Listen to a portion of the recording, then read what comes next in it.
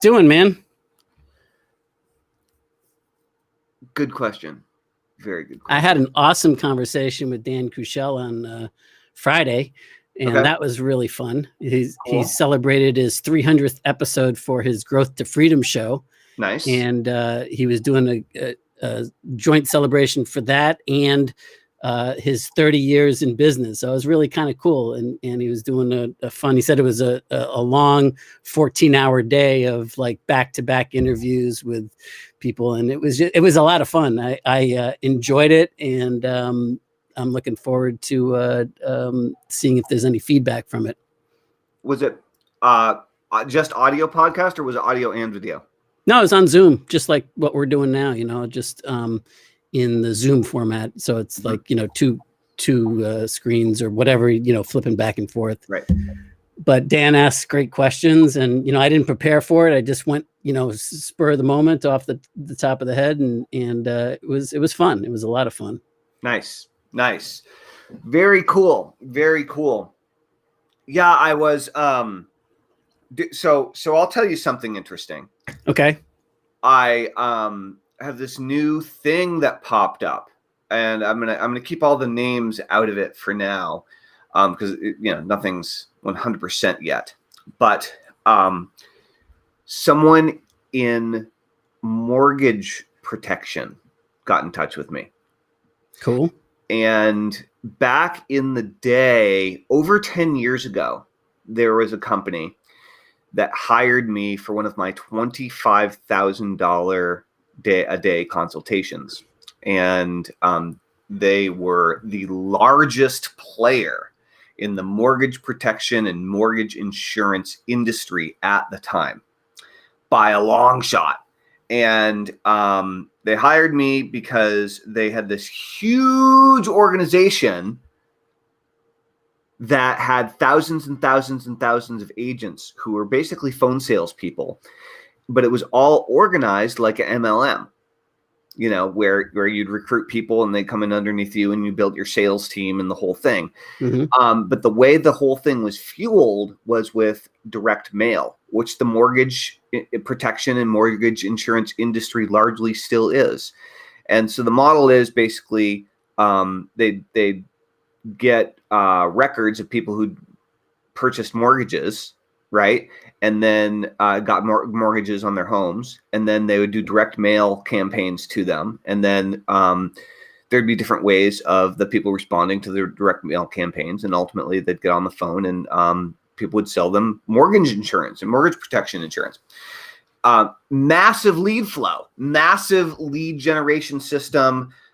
No personality whatsoever. It was all very transactional and very money driven for everybody involved. And so it's really interesting. Anyway, years ago, we created this amazing program that like cut down the speed from when a lead came in to when their salespeople could call them from like days to minutes. And it dramatically increased the value of these leads. And so the reason I'm telling you this story is because I recently just started speaking with someone who's running a very similar model.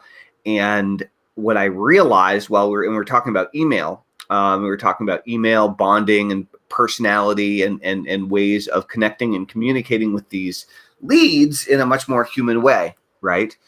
And as we were talking this through, I asked the individual whether or not they wanted to be the face or the personality of the business, because inevitably, if we're going to be sending email, we need to decide who we're sending the email from, right? And I wasn't surprised when they said no. They didn't want to be the face of the business. I said, that's interesting. I had no idea this conversation was going to be about creating an email mascot for your business, but here we are. And I realized in the insurance industry and many industries, they follow suit. And so the Geico Gecko has been very successful for somewhere between 15 and 20 years, I think. I wonder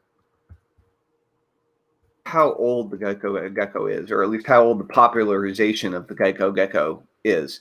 I don't really know the answer, but what I do know is that many businesses in the insurance world have created brand mascots after seeing the Geico Gecko being successful as a way of creating some personality for their otherwise largely nameless, faceless business, right? And so I'm very excited to be working on some email mascot stuff in that space again. Very cool. I guess that's one of the things that I have possibly coming up in 2021. What about you? Nice. What are you thinking about for 2021? Well, Jean over in the Art of Email Marketing says egad. So I'm assuming that's like she's not even thinking about 2021 yet. Well, it's interesting. I've got a whole bunch of stuff on the horizons in different capacities, but probably one of the most exciting things is going to be a SaaS project that I've been working on. Yeah, and that's exciting. Is that starting to come together more? We haven't talked about that in a while. Yeah, it's starting to come together. It's got lots left to do, but it's going to be something pretty spectacular besides what it started out as. We're gonna launch there with the minimum viable product, but the potential for it to be a whole lot more and is very exciting. So I'm pumped about that. Very cool. Very cool. Awesome. And so what about you guys? What all are our wonderful viewers? What do you have planned? What are you thinking about? What are you hoping for? What are you aiming at creating in the upcoming year? This isn't necessarily a New Year's resolution, but if it is, hey, that's great. What types of things are you looking forward to personally, business-wise? What's happening next for you? I'm really hoping to start ramping up my long-distance running mileage and get back into ultra marathoning on a much higher level. I want to start racing again more and really clocking in some serious hours and some, like mega miles on a much more daily basis. Jean says her subscription products. All right, Jean. Nice. Anything specific about that you want to share? Jean, I would love it if you would if you're up for it, just kind of tell people who you are and what you're selling, because Jean is very cool. She's done some. Well, I could speak for you, or you could speak for yourself. I'll just say, if you type some things in, it would be great. I'm sure you'll say different things than I'll say, and different things than Joshua would say. But Jean is an artist, and she specializes in coastal art largely, and has an Etsy store and reproduces her images on a wide variety of different physical items, right? And is always experimenting with this, and recently turned her art business into a subscription box, and a coastal art oriented subscription box, and is doing t-shirts and is doing buoys and is doing paintings and doing all sorts of super cool stuff. Not to mention coloring books. That's right. So awesome. So Gene, you say sell more subscriptions and plan a big launch. Great. Okay. How many by when, girl? That's right. Oh, she feels it now. Feet to the fire. Well, sell more subscriptions is nebulous. I mean, I know one more, and I totally agree. Let's call it a day. Nebulous as the ever living bejesus. So let's see. Joshua, do you have any thoughts or projects or interests that you're exploring outside of business in 2021? Probably not. Marilyn said that, not me. Wait, let me see. It must have been Marilyn Zink. Oh, sorry. I just assumed, because I saw the chain and it fit perfectly, Gene, with what you were saying anyway. All right. Well, then, Marilyn, I have the same thought for you. What's like how many by when type goals? That's right. I think a more personal goal is to get back to more reading on fiction and stuff. I got really hooked on fiction a couple of years ago and read every single like suspense type novel, and I'm a big fan of David Balducci and those type of writers. And I was reading like one book every 2 or 3 days, which for I don't me, even know who that is. Who's David Balducci? oh man, he wrote a whole bunch of. He's got some great characters, but he's the one that wrote the movie Absolute Power. Mm-hmm. I don't With, think I watched it, but I think I remember it.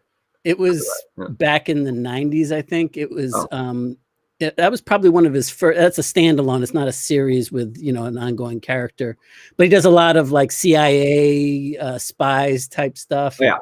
I love and he's just a great writer, and he's really does suspense well, and you know, he's like I have this knack for being able to figure out like about 3 chapters in how the story ends. Right. It's just part of how I'm wired, and with his it takes me longer. That's right. Like he keeps me going, and it's good, and even if I can figure it out, the read and the journey is enjoyable anyway. Like like there's twists and turns there. So I'm looking forward to getting back to that, because it was a time like I don't read very fast at all. And I got hooked about like, I don't know, maybe in 2018 thereabouts. And I was reading literally a book every 2-3 days. And for me, that's like, you know, outrageous. Right. And I was doing like Michael Connelly type stuff with Harry Bosch, and of course Jack Reacher.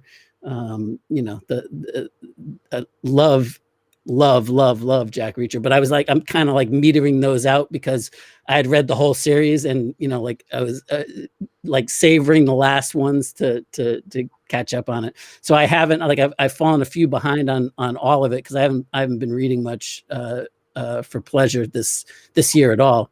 So that would be something on a personal note I'd like to get back to. Cool. Yeah, I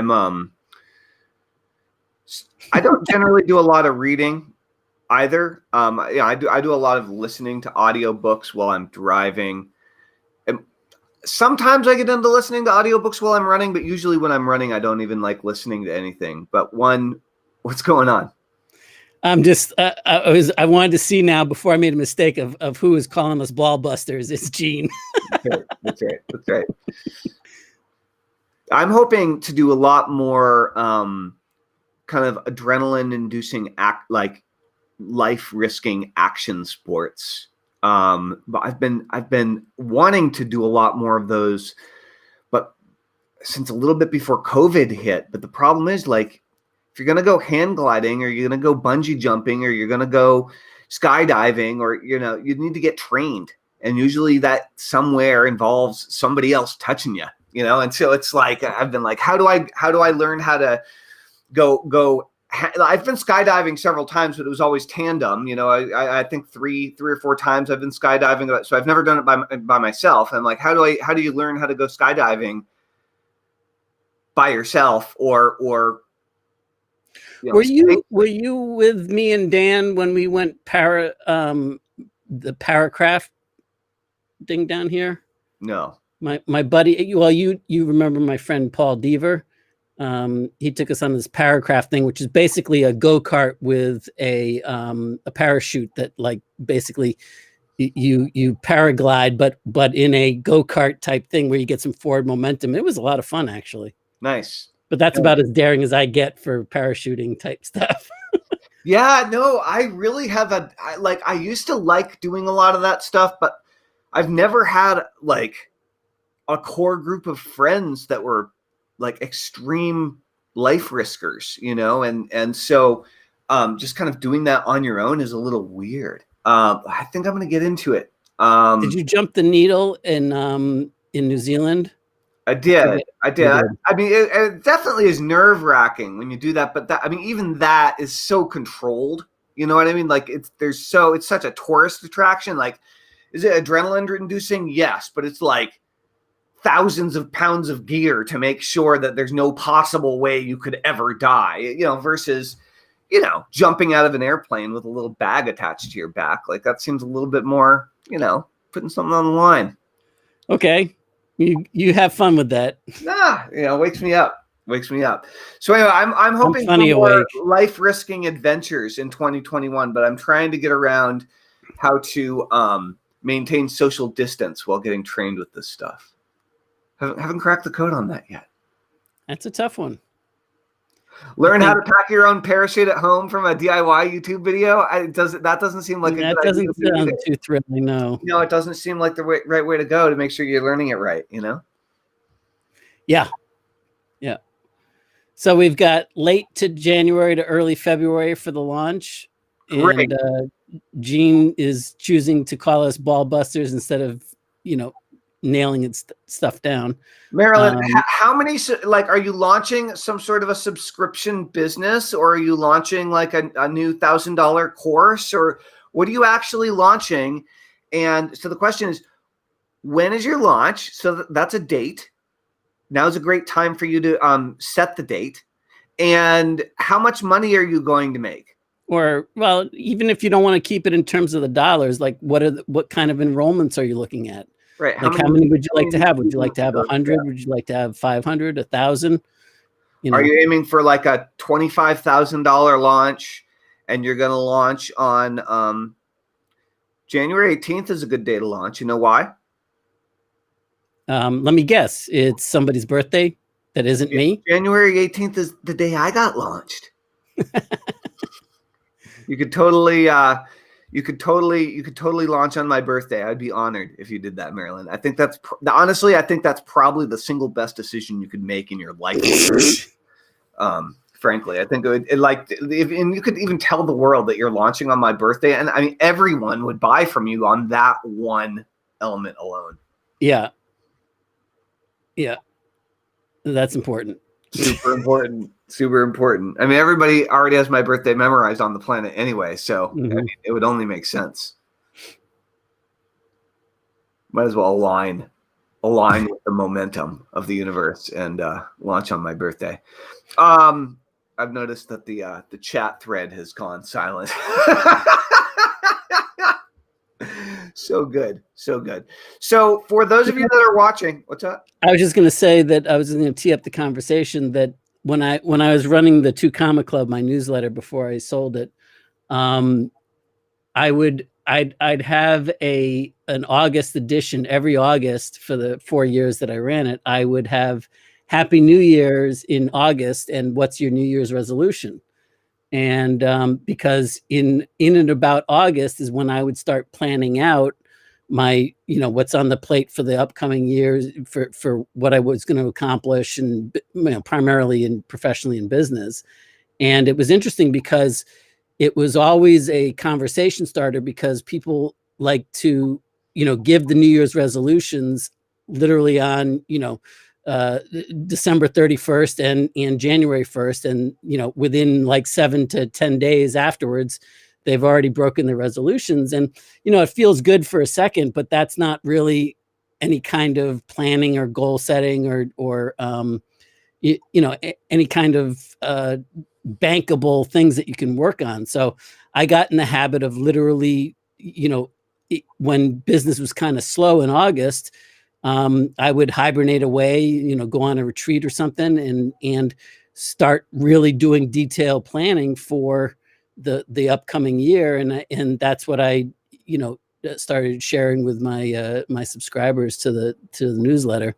And it seemed to be catching on pretty popular. And, I kind of got away from doing that myself, actually, but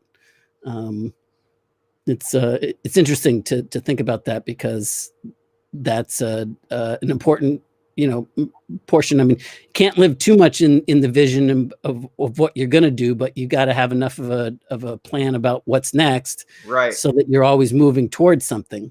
Right. Well, so check this out, right? So there are a lot of different ways to set goals. And one of the things that I would really encourage you guys to think about is how and we're kind of giving Marilyn and Gene a hard time about this a few minutes ago, is how you go about setting your goals. Because and there's no one philosophy, but I can tell you that the best one is mine.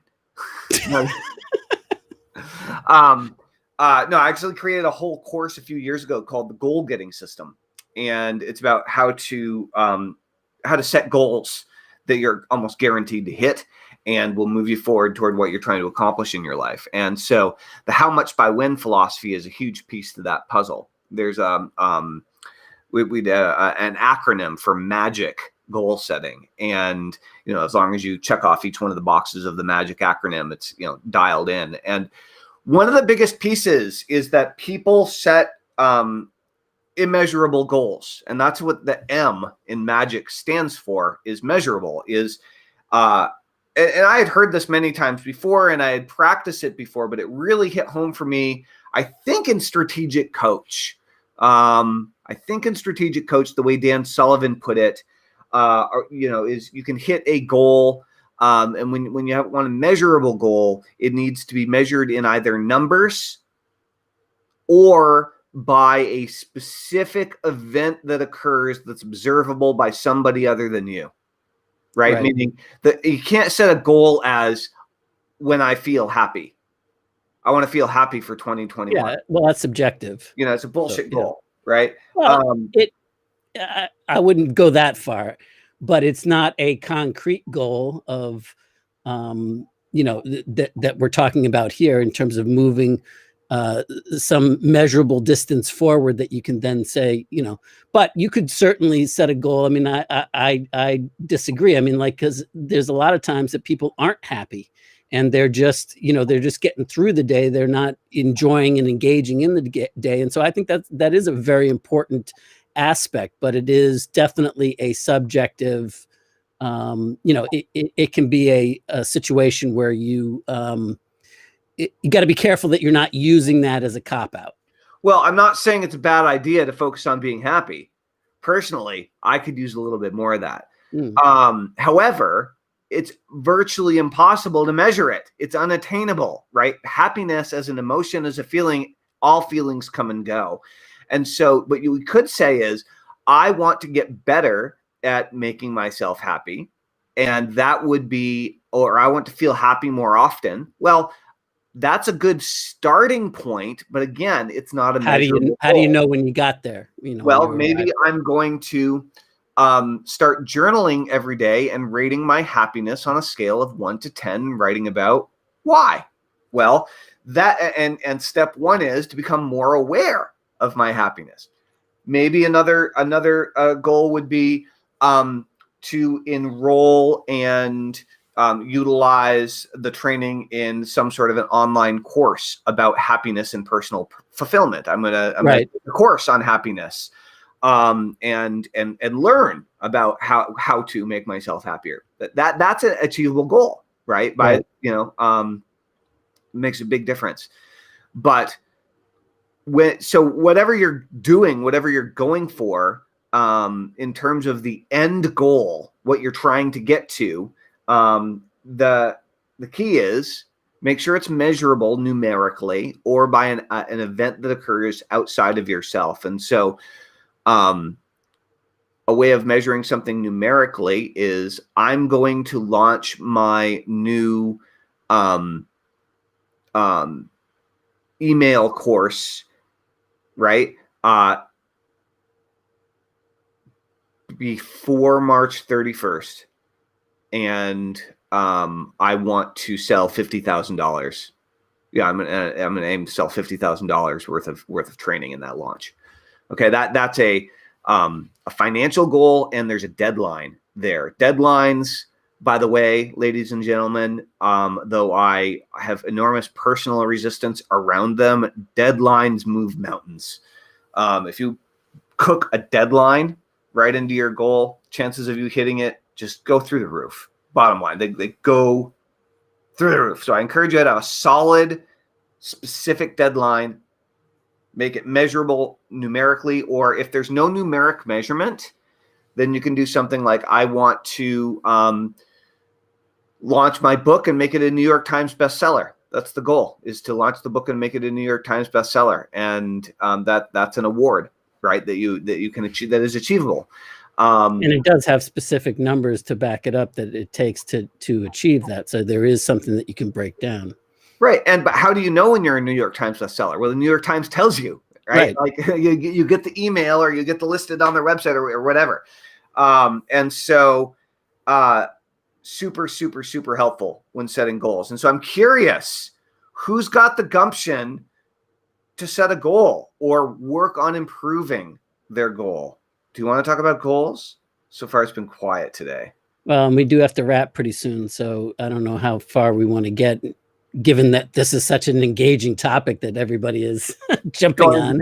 Yeah, you know what I would say is we can talk more about goals later as we get a little bit closer to the new year. And yeah, we'll just build the anticipation since it's so damn popular, and we'll keep people so popular right now. Yeah, people are just like going bananas, like just typing in their goals out of nowhere. It's like I'm surprised Facebook can keep up with the comment stream right now. I know, right? It's smoking.